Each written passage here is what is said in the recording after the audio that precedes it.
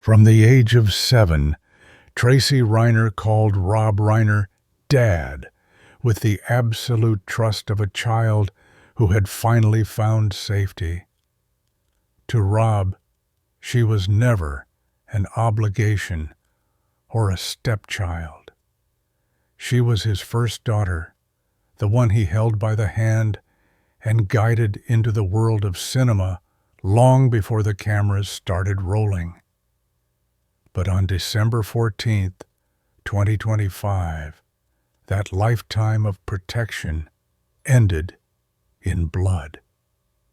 The Brentwood home, a place that had stood as a fortress of family memories for decades, was transformed into a horrific crime scene. Rob Reiner, a man who spent his life crafting stories of human connection, was murdered in his own hallway. Yet the true shock that paralyzed Hollywood and shattered Tracy's heart was not just the violence, but the identity of the killer. It was Nick Reiner, the biological son Rob had loved, shielded, and fought to save from himself. The tragedy was absolute.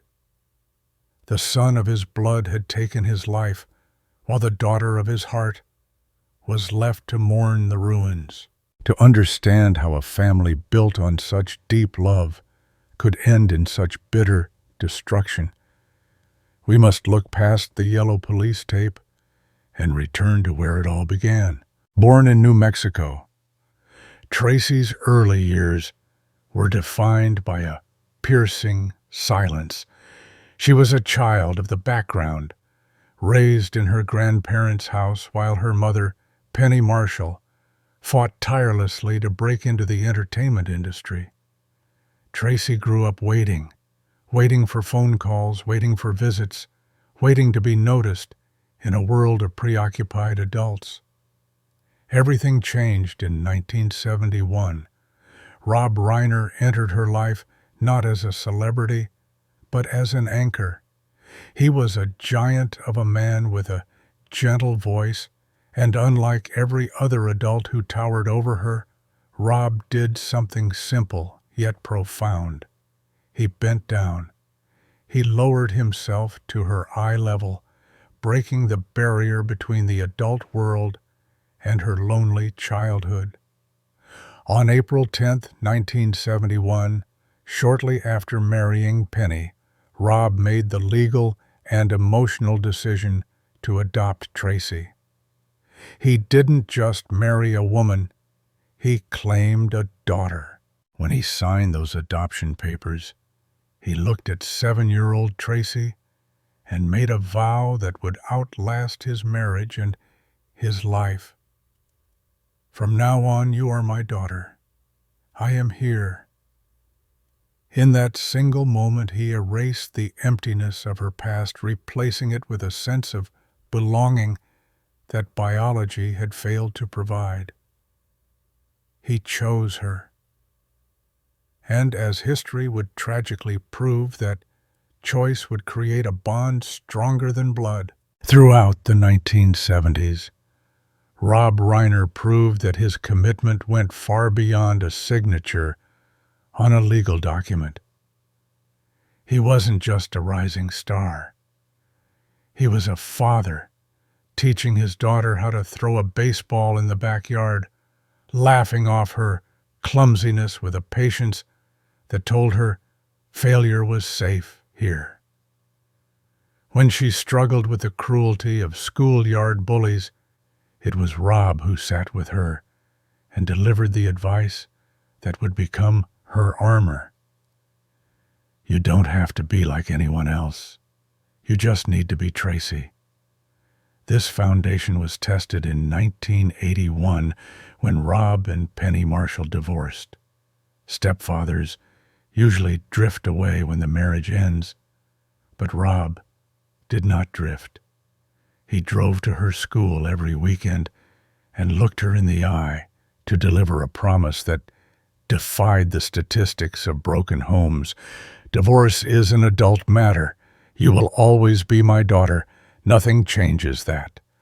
He kept his word, guiding her into adulthood, casting her in The Princess Bride, and eventually becoming a doting grandfather to her own children. But as the 1990s ushered in a new era, a darker narrative began to take shape. In 1989, Rob married Michelle Singer and moved into the Brentwood estate, welcoming two biological children, Jake and Nick. While Tracy was embraced warmly by Michelle, there was an unsettling anomaly in the family portrait, Nick Reiner. From a young age, Nick was a stark contrast to the warmth that defined the rest of the clan. Where Tracy had sought connection, Nick seemed to crave isolation. He was the child standing apart at family gatherings, his gaze cold and unreadable. By the time Nick turned 15, that quiet detachment had metastasized into aggressive addiction. The Brentwood house, once a sanctuary, became a battleground of rehabilitation centers and relapses. Rob, the man who could fix any script, found himself powerless against his son's demons. He would call Tracy late at night, whispering the terrified confession of a father watching his child drown. I live in constant fear that I won't save him in time. Rob loved Nick with a desperate, blinding intensity, believing that patience and resources could cure the darkness. He did not know then that he was nurturing the very force that would one day destroy him. The year 2025 began with a quiet decision that would unknowingly set the stage for catastrophe. In January, Rob invited Tracy to a secluded coffee shop to lay out his estate plan. His assets, valued at nearly $200 million, were to be divided equally among his 4 children. You are my eldest daughter, he told her. Blood or not, you are equal to your siblings. Tracy, stunned and tearful, tried to refuse, urging him to give her share to the biological children. But Rob was immovable. This is not about money, he said. It is about belonging. He wanted the will to be a final legal testament that Tracy was, and always had been, fully his. He believed he was cementing unity. In reality, he was lighting a fuse. By September 2025, the illusion of family peace began to crack. Nick Reiner suddenly reappeared at the Brentwood house, looking cleaner, but desperate. The peace was a facade. Days later, Nick overheard a private conversation between Rob and his attorney regarding the equal distribution of the estate. The revelation that Tracy, the adopted sister, would receive the same share as him triggered an explosion of dormant rage. He stormed into Rob's study, screaming, "Why are you giving anything to her? She's not even your blood. I am your son." For the first time, Rob saw a stranger in his own son. He stood his ground. "Stop it, Nick. She is my daughter. That is final." But the declaration only fueled the fire. Nick smashed a vase against the wall, a bitter sound that signaled the beginning of war. When Tracy later begged Rob to change the will to save himself, he refused. "If I did that, I would be betraying the love I have for you." Neither realized that this act of integrity had just painted a target on his back. On the evening of December 13th, 2025, the atmosphere was deceptively calm. Tracy spent hours laughing with Rob over old film set memories, unaware it was their final scene. As she prepared to leave, Rob pulled her into a tight, desperate embrace. He whispered, "You are the greatest gift life has given me." Tracy drove away with a rare sense of peace, picturing her father safe. She was wrong. At dawn on December 14th, the world collapsed. Rob Reiner and Michelle Singer had been found dead. The Brentwood house was now a horror show. They had been stabbed dozens of times, a massacre born of personal rage.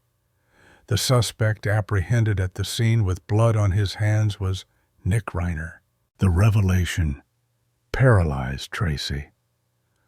The brother she had played with had turned on the hands that fed him.